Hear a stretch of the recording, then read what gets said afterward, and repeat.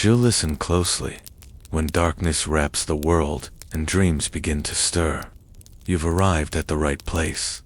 Welcome to Between Dreams and Shadows, the sanctuary of stories that live between sleep and the unknown. Here, every tale is more than a story. It's a portal to hidden worlds, forgotten secrets, whispers from beyond, and shadows that speak as your eyes begin to close. If you're drawn to mysteries, haunting legends, and stories that send shivers down your spine, this channel is your new nighttime ritual.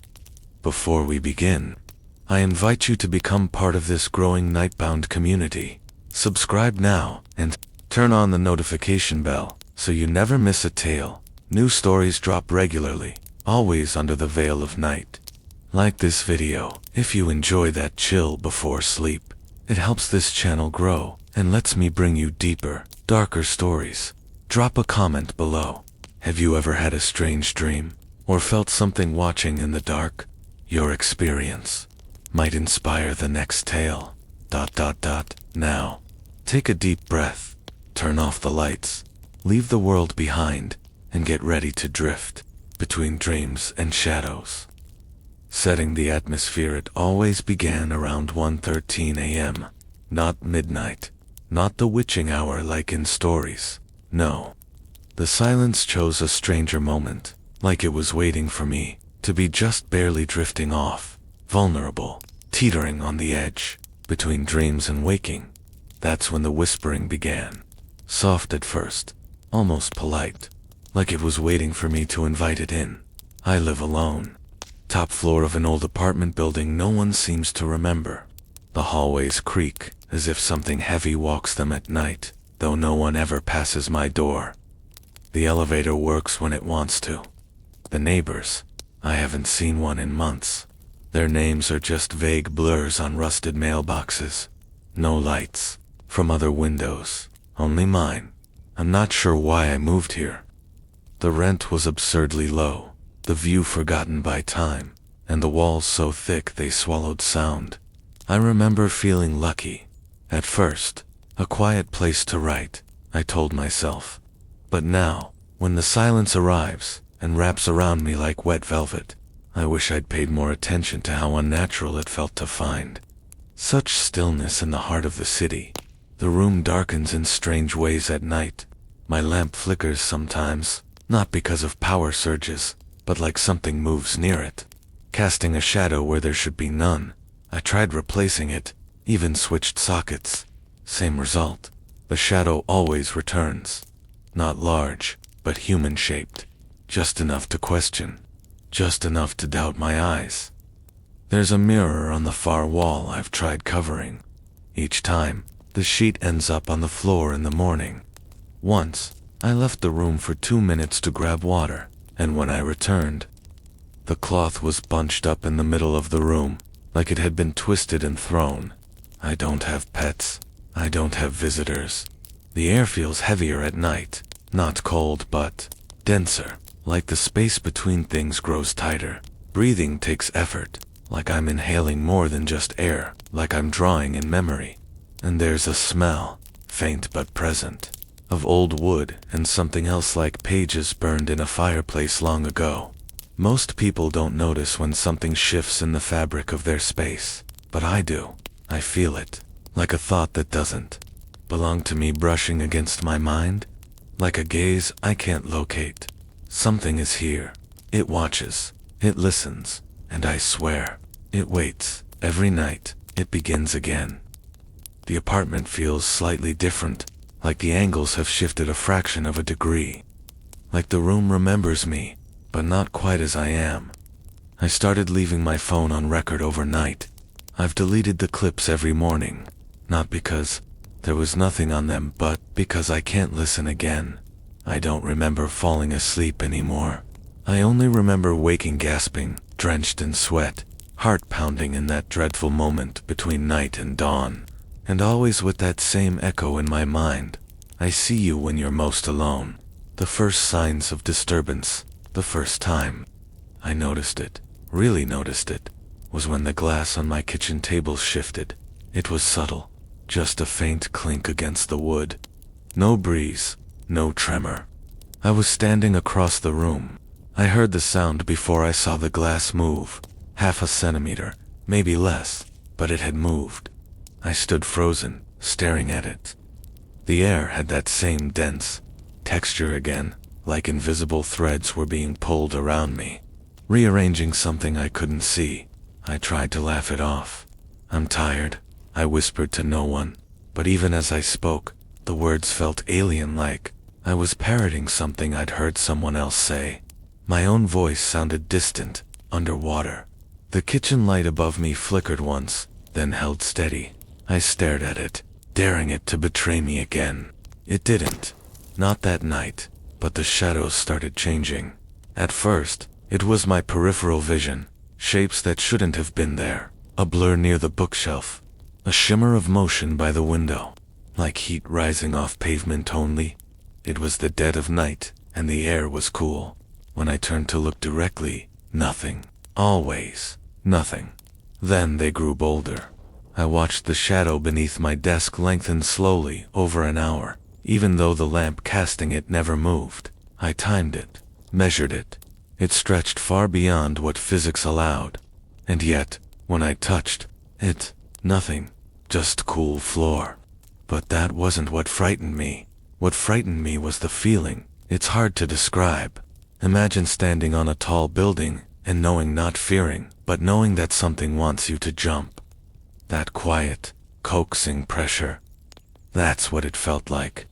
The shadow under the desk didn't move toward me. It pulled at me, beckoning in absolute stillness. I stopped sleeping in my bedroom. I set up a small bed on the living room floor, closer to the balcony doors, where I could at least see the faint glow of street lamps. But even there, the unease followed. I'd hear soft clicks like fingernails tapping on glass, sometimes from the balcony door, sometimes from inside the walls. One night, I left a book open on the coffee table. A worn journal I sometimes scribbled nonsense into just to clear my mind. In the morning, a single line had been added in handwriting I didn't recognize. "You know you've always heard me." My hands shook as I read it. I tried telling myself maybe I'd written it in a fugue state, sleepwalking. But deep down, I knew better. The loops of the letters were too precise, too neat, and too familiar. I've never told anyone about this. Who would believe me? Even now, as I write these words, I feel it again, that pressure just behind my eyes, that subtle shift in the air. It watches when I write. It's closer when I acknowledge it. I started noticing other small things, too. The scent of iron in the air. My own reflection lagging behind my movements just for a second, but enough to catch my breath. The walls creak even when no one's moving, like they're settling or breathing. One night, I saw a small object. On the floor, a silver button I didn't recognize. When I picked it up, it was warm. Not just room temperature warm, as though someone had held it seconds before. I searched every drawer, every piece of clothing. Nothing matched. I still have it, in a dish on the counter. It hasn't moved again, yet, and now, I find myself awake longer each night, watching, waiting, listening, because something is changing, slowly, quietly, and I think the house is beginning to show me its true shape. The sound that shouldn't exist, the sound came first as a murmur, almost imperceptible vibration at the edge of my awareness. Not loud, not constant, just present, like a breath against the back of my neck, though no air stirred. It began around 1:13 a.m. As always, I sat on the living room floor, wrapped in a blanket, the apartment cloaked in unnatural silence. Even the hum of the refrigerator had stopped, as if the entire space held its breath alongside me. I didn't move. I didn't blink. And then it came. A whisper. Not words, yet not meaningless. It was as though someone were speaking beneath language, brushing thought directly against my mind. My ears tingled. My skin prickled. I strained to hear it more clearly, but the more I focused, the more distant it became. It wasn't coming from any particular direction. It was everywhere. Inside the walls, behind the ceiling, beneath the floorboards, or perhaps even closer inside my own head. At first I thought it was tinnitus, or some mental trick brought on by insomnia. But no, this whisper had tone. It had intent. It rose and fell, like breathing, like speech, muffled by layers of air, and thought, and time. Then came the humming, low, resonant, vibrating through the floor and up. My spine, like a tuning fork, had been struck in the bones of the building. The kind of sound that doesn't make you cover your ears. It makes you feel as though your organs are listening. I clutched my knees to my chest, heart pounding. The humming deepened. It began to form rhythm, like an ancient chant, without words, older than language. It circled the apartment, always out of reach, like it was drawing a perimeter, like it was trapping something inside, or keeping something out. I checked the hallway. Empty. My phone. Dead. Not powered. Off dead. Even. Plugged into the wall. It wouldn't turn on. No light.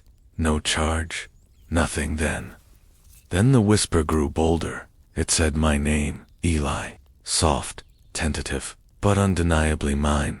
I froze. Not because of fear but recognition. I knew that voice. It was my mother's. But she died 11 years ago. It wasn't an imitation. It was her voice. The same softness she used when waking me, as a child. The way she elongated the I. The way she used to sing it. But it came from nowhere and everywhere. No direction. No source. I whispered back before I even realized I'd opened my mouth. Mom? Silence. Then the humming ceased.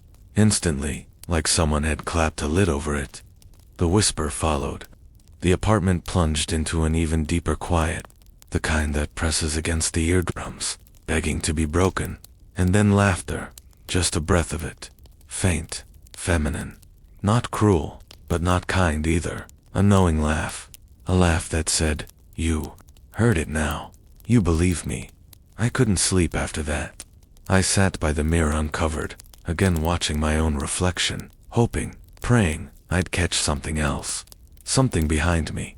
Something inside me.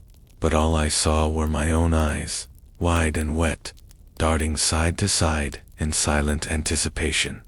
That night, I dreamed of nothing. Not blackness, nothing. I only realized I had slept because I woke up with a new sound. A new whisper. Not my name. This time. Come closer. And though I didn't move, I felt the whisper smile. The presence without a face. It started with the feeling of being watched. Not the kind you get when walking alone at night. Glancing over your shoulder and convincing yourself someone's there.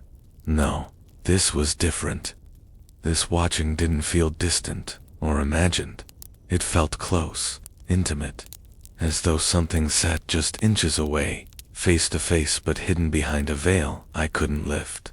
I would lie on the floor, wrapped in stillness, and feel it circling, me not moving physically, but pressing, curling itself around my body like mist with weight. Then the objects began to move. Not dramatically, nothing you could catch in motion. But when I looked away just for a second, things were never quite where I left them. A spoon that was in the sink would be balanced perfectly on the edge of the counter. My notebook would be open to a page I didn't remember writing. The candles, long unused, would be trimmed and burned down as if they'd been lit for hours. The unsettling part wasn't that these items had moved. It was how quietly it all happened, how respectfully, as if whatever was here wanted to remind me it existed, but not yet be seen. I tried placing salt across the thresholds. I read somewhere that it could protect against things that didn't belong. But the next morning, the salt had been swept into symbols, delicate spiral patterns like fingerprints on a frosted window. They meant nothing to me, yet looking at them too long made me nauseous. I stopped trying after that, and the air. It never stopped pressing down. Sometimes it felt like a hand rested just above my shoulder, hovering, waiting. Other times, I'd walk into a room and feel the sudden urge to whisper, though I was alone.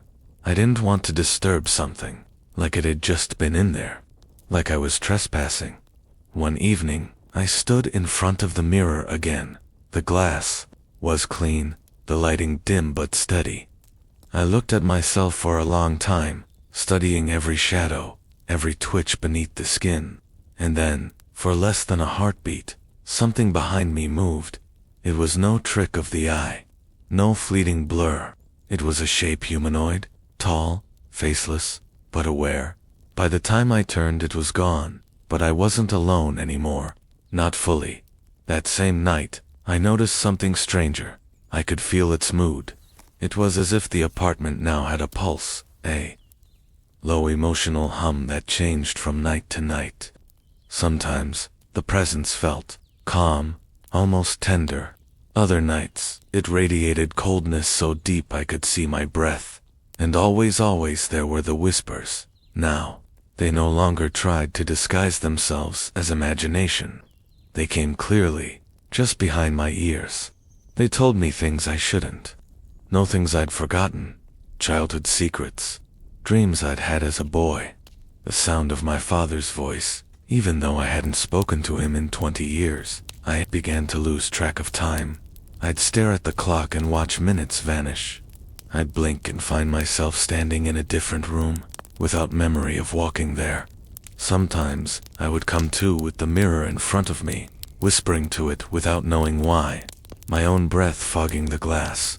The worst moment came when I reached for a pen and found one already in my hand, and etched into my arm, in faint scratches not enough to bleed, but enough to sting, was a single word. Listen. There's no face to what's haunting me. No silhouette in the dark. No shape I can chase or hide from. But it is here, and it is learning me. The unspoken warning there are patterns now, not just in the movements of objects or the times the whispers come, but deeper, more deliberate signals, as if something intelligent is communicating. The mirror fogs every night at exactly 3:03 a.m. No matter the room temperature or humidity, no matter whether I'm watching or sleeping or hiding under the covers like a child, the glass clouds gently, slowly, as if exhaled upon by nothing, and always a new word appears, written from the inside. One night stay, another, quiet, and most recently, soon. It's not the words themselves that terrify me, it's the tone they carry, as if they aren't warnings meant to protect me but instructions, commands. They're short, emotionless, but not empty.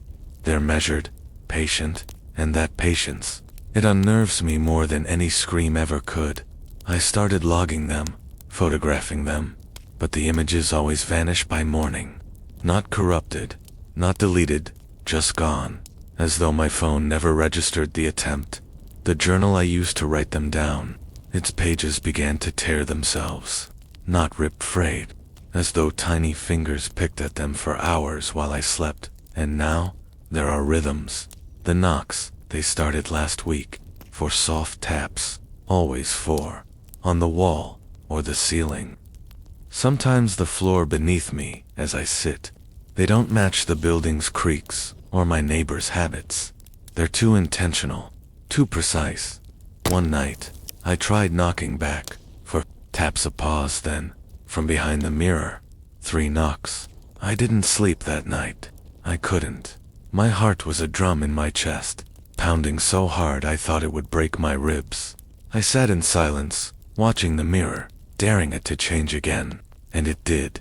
At dawn, written in soft, trembling strokes across the glass. That was not the right answer. After that, the atmosphere of the apartment changed, heavier, hungrier. The lights dimmed earlier in the evening, and I began to lose track of what was real. Conversations I thought I'd had disappeared from memory. Voices on the radio began to echo my thoughts verbatim. I stopped turning it on. I began hearing a low, irregular click behind me when I walked past mirrors, like fingernails tapping on glass. Rapid and curious. The reflections lag more now. Sometimes, they don't even move. They just watch. And that's when I understood this was never just a haunting. It was a process. A slow, meticulous replacement of my reality. Each moment of fear, each hesitant glance, each lost hour. They're building something, shaping me. It doesn't want to scare me. It wants to change me. I tried leaving once. I stepped outside at midnight, keys in hand, heart racing. But the hallway felt wrong. Too long. The elevator wouldn't open.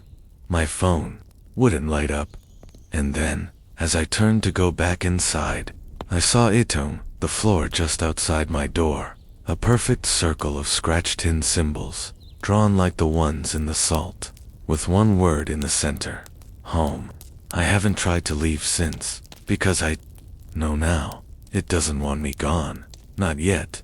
It wants me to listen, to watch, to understand, and worst of all, I think I'm beginning to. The moment of truth, I couldn't tell when it shifted exactly, but I began waiting for the whispers. I craved the stillness. I started staying up not out of fear, but out of a strange devotion. Something inside me longed for that silence before the sound. The moment right before the veil thinned, I rearranged the apartment to face it. The mirror now sits directly across from my mattress on the floor. I light candles at 2:58 a.m. every night without fail, and I sit cross-legged, eyes on the glass, waiting for the first breath to fog the surface. The room responds to the ritual. It knows, and it approves. The knocks still come for taps, always in rhythm. But now they're joined by other patterns. A dragging sound across the ceiling. A sigh from under the bed. The quiet clink of unseen objects being moved or placed with care. One morning I awoke to find a small stack of stones beside my pillows, smooth, wet, warm to the touch. They disappeared before I could photograph them. What disturbed me most, however, wasn't the objects or the sounds. It was the growing sense of communication, like a conversation in symbols and sensation. Like I was being tested. It began to show me things, not visions, memories, but not mine. Glimpses of a bedroom I'd never lived in, lit by a red lamp with a flickering shade. A name written repeatedly in chalk on a cellar wall. Lena. Lena. The reflection of a face in a broken screen door. Wide-eyed, mouth open in permanent silence, as if screaming underwater. These moments came in flashes, and they came with emotion, grief, terror, guilt. One night, I saw myself in a hallway barefoot, holding a knife. There was no blood, but I was whispering something over and over. I strained to hear it, and then, I realized it wasn't English. It wasn't even words. It was sound, shaped like language, a resonance, the same one I'd been hearing since the beginning. I awoke with the taste of metal on my tongue and a faint cut on my lip, as though I'd bitten it in sleep. I stopped doubting then. This was not psychosis. It was something else, and I had been chosen. But for what? That's when the symbol appeared. Drawn across my wall in thin black ash, no soot anywhere else in the apartment. The shape was a spiral, intersected with lines and dots, like constellations. And beneath it, just one word, in narrow, childlike script.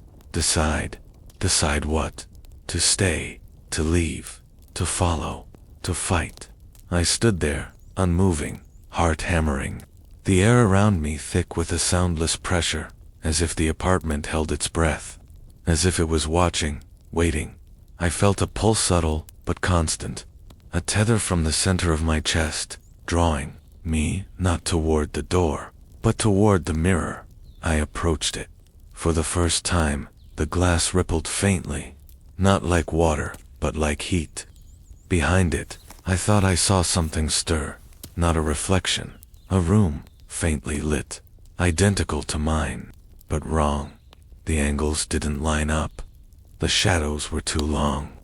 The candles flickered opposite mine, like the rules inside were reversed. There was no me in the reflection, just the empty mattress, and a small shape at the corner of the mirror. It watched me. Then came the whisper. Choose, Eli. My name, again, but not my mother's voice. Not mine. A voice shaped like 1,000 whispers, braided together. Each syllable ancient, almost tired. It didn't speak with anger or demand. It spoke with inevitability. I stood before the glass and reached out, but before I could touch it, the mirror pulsed and went still, back to normal, and the room, once again, felt empty. But I knew that moment had been real. The choice, though unclear, had been presented, and I could feel it. Something was coming. The time for observation had ended. Whatever it was, whatever they were, wanted more, and now they were waiting on me. The inevitability of darkness, they say. You only fear what you don't understand. But that's a lie. Understanding doesn't cure fear. It magnifies it. Since the mirror pulsed, the apartment has changed. Not physically, but fundamentally. I can't explain it. The layout is the same. The furniture, unchanged. The doors still creak in the same spots. The floorboards still groan beneath my steps. But the air feels inhabited. I can hear breathing. Now not loud, not panting, just present, like someone standing right behind me. Breathing in sync with my own until I'm not sure whose chest is rising anymore. The whispers have gone quiet. They've been replaced by something worse, watching. I don't know how I feel it, but I do. An awareness draped over me like a soaked blanket, cold and inescapable. I try not to speak aloud anymore. The walls echo strangely. Sometimes I hear my own voice repeated back, slightly altered, with an extra word I never said. Don't go in there, I once muttered to myself, and from the wall behind me came the echo. Don't go in there. Yet, I haven't spoken out loud since. Time's breaking down now. I sleep in fragments. I dream in still images.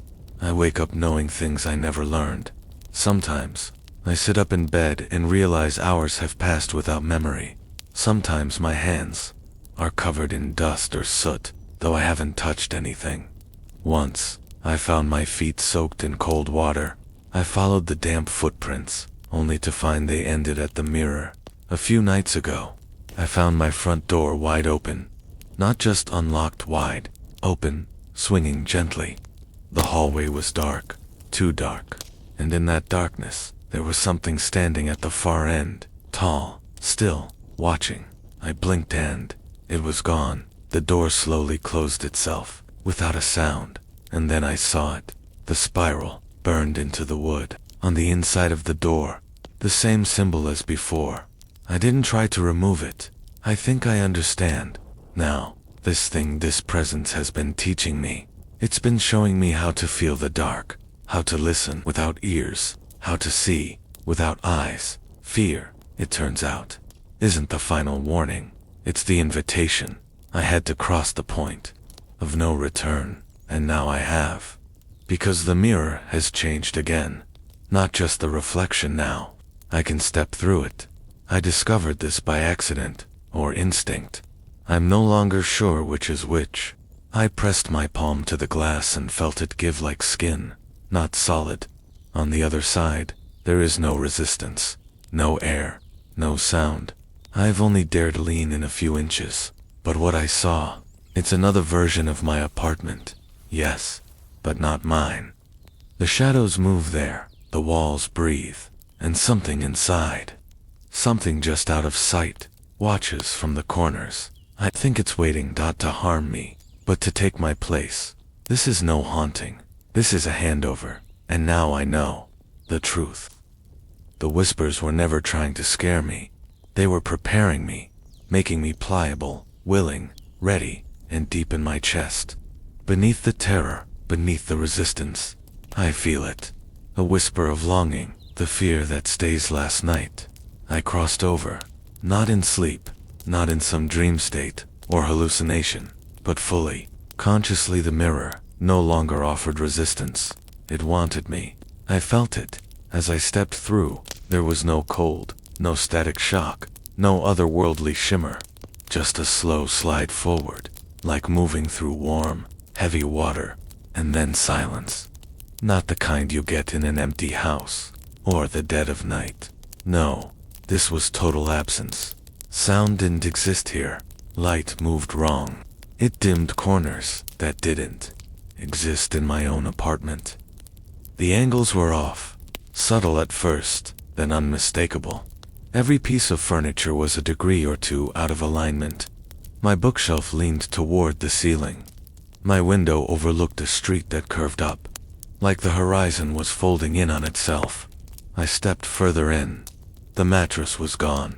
In its place a figure, not standing, not moving, just present. It sat in the far corner of the room, knees to chest, arms wrapped tightly around its legs, head down, skin pale as wax, hair clinging to its face like wet roots. Its breathing was slow, deliberate, like someone imitating breath rather than needing it. It didn't look up, but I knew it knew I was there. And then, in the mirror behind me, I saw it calling me, still, in my original apartment, standing perfectly still, staring into the glass, but not moving, not blinking, just watching. Except, it wasn't me anymore. The posture was wrong, too perfect, too calm. I turned back to the figure in the room and it had stood up. No sound, it moved like a reflection, one motion behind mine. And I understood it wasn't a replacement. It was the original. And I was the reflection all along. The whispers, the patterns, the mirror, they weren't invading my world. They were reminding me of where I truly belonged. I had never been alone. I had simply been on the wrong side. Now, in this place, this quiet realm, behind the glass, everything is still. Time doesn't pass here. Sleep doesn't come. There is no hunger, no thirst, no light of day. Only awareness, only fear. The worst kind, the kind that does not scream or shake. The kind that sits with you, whispering softly, forever. Because now, I see the world as it truly is. And I see you, reading this, listening, and I wonder, how long until your mirror fogs at 3:03 a.m.? How long until you hear for gentle knocks? How long until you decide? Because once you feel it watching, it never stops.